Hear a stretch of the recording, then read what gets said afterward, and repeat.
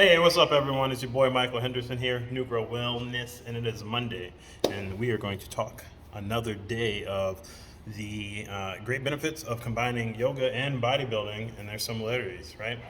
So, if you followed me on my Instagram, I posted a poll asking, and what is your preference, right? When we talk about stretching, if you will, do we like static stretching? Do we like um, dynamic stretching? Do we like mobility work, or do we like yoga flow?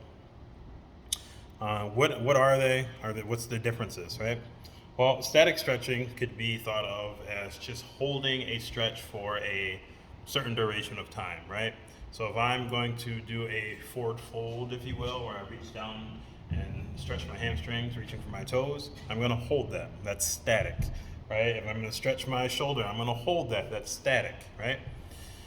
Um, if you remember my previous videos, me talking about the similarities of yoga and bodybuilding, you have contractions. You have three different contractions, right? You have concentric, eccentric, and you have iso, right? So the word static is very synonymous with the word iso, right? Iso contraction. You're holding that contraction. You're holding that stretch. Obviously, a stretch is the eccentric portion of a contraction, but the isometric hold is the stretch. So that's static stretching. Dynamic stretching, or dynamic warm up, if you've heard of that, you usually see that employed a lot during athletic events, prior to athletic events, i.e., football, soccer, basketball players, even baseball players.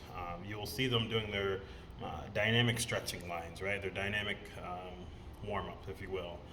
So, what is that? By definition, dynamic stretching is you are doing a movement that creates the stretch within the movement, right? So the biggest one that you'll see, I'm gonna back up here so you can see me, is you're gonna see walking hand and toes, right? You'll see that motion, or you'll see them do it on the ground. By doing that motion, it's by me extending my leg up and out in front of me, I'm lengthening my hamstring, which is creating an active hamstring stretch, right?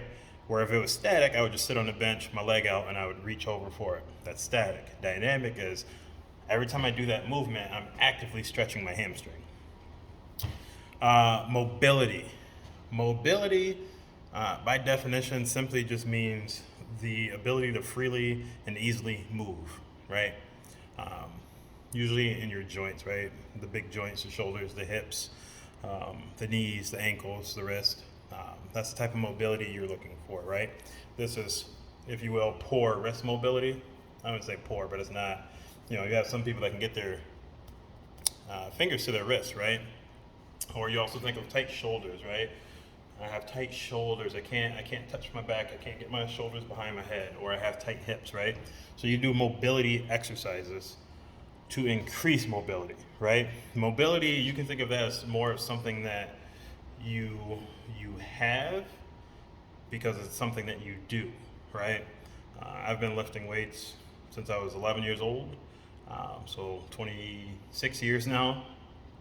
And I remember being young, people would always say, "You're going to decrease your mobility. You're going to be too muscle bound. You're going to decrease your mobility." And the remedy to that, it's not true for one, but the remedy to that I always tell people is if you train with full range of motion, you're going to increase, if not maintain, your mobility, right? Or at least maintain it. Got hair on my chinny chin chin. So yeah, and then what is yoga flow? Yoga flow is all of it combined with the addition to breath work, consistent awareness, right?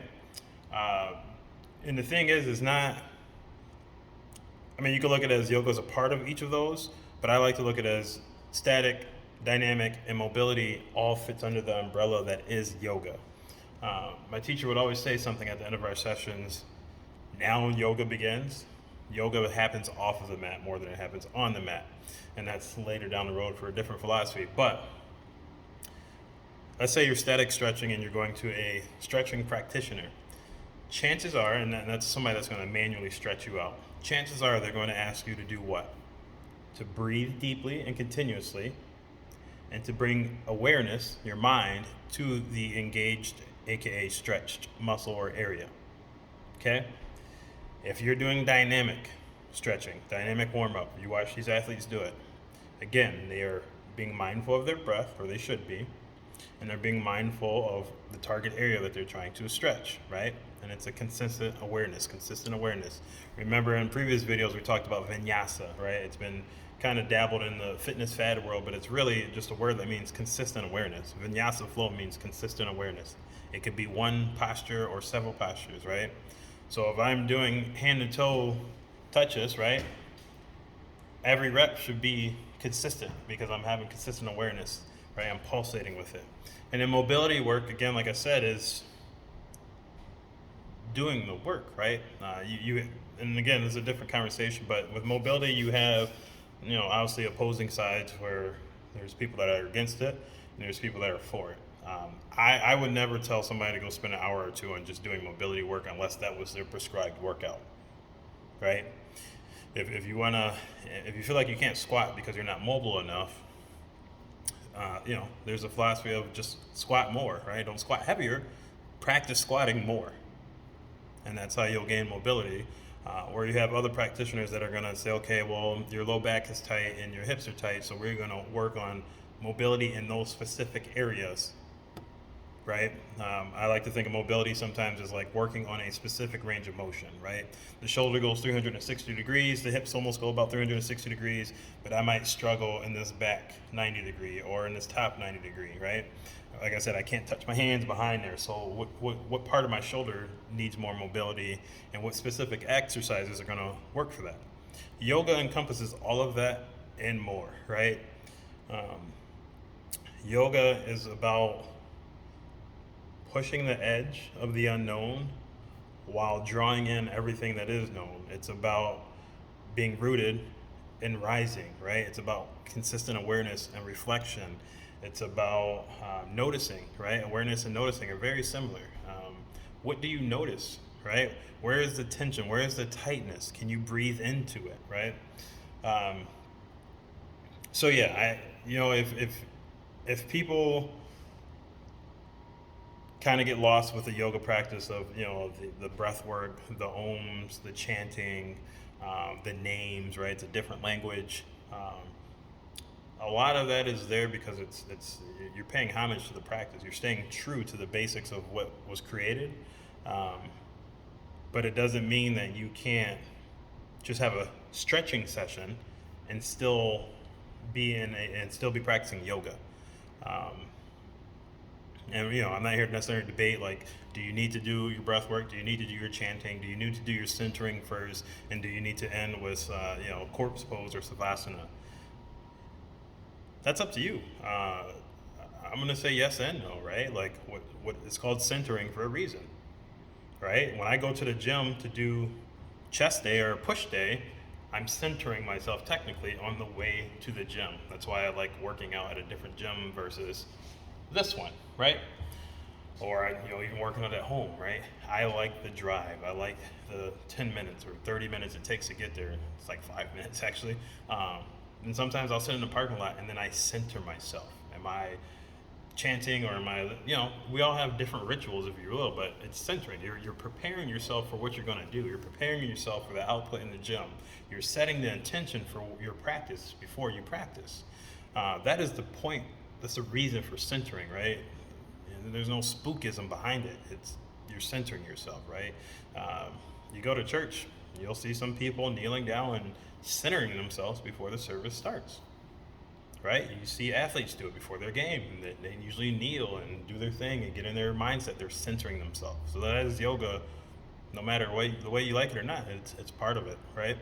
Savasana or corpse pose at the end, that has physiological and scientific, like this has all been proven, right? Like it's assimilation. You just, by doing the practice of yoga, remember I said it strengthens your nervous system, which means then how do you strengthen something? You have to break it down, right? So you are going to be pushing your nervous system. You're going to put in an hour, a half an hour, hour and a half, 2 hours, whatever your yoga practice is or your stretching practice is, even weight training. Have you not had a hard weight training session, a hard leg day or a hard CrossFit day or a hard whatever day?